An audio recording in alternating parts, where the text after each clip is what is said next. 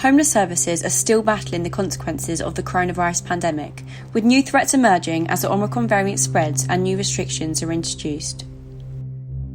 This year has landed many Brits in challenging circumstances, but for over 274,000 homeless people in the country, threats caused by coronavirus are exacerbating the vulnerabilities that come with rough sleeping. Homeless charity Shelter described the figures as shameful and expressed concerns of rising numbers as COVID protections come to an end.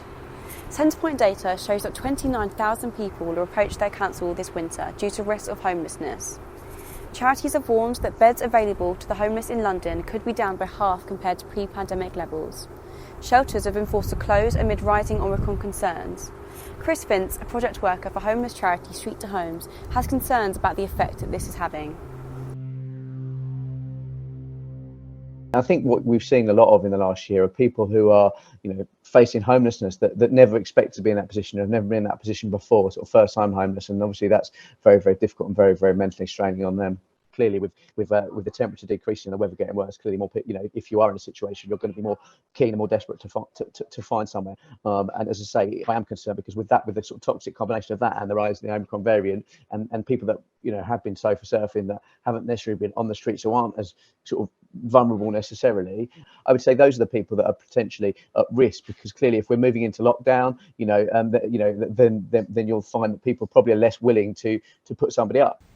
Chief Executive of Shelter, Polly Neat, said the charity knew that the pandemic would trigger a rising tide of evictions, and their services are really starting to see the reality of this now. She said that the work of charity frontline staff will be critical this winter.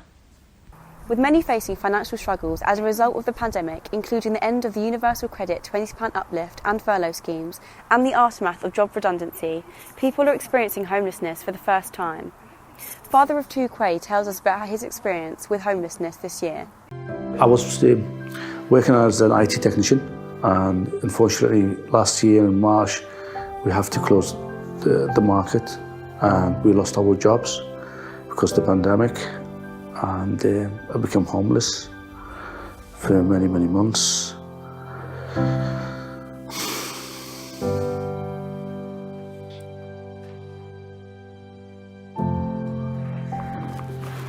I didn't expect that I'm going to have my kids back.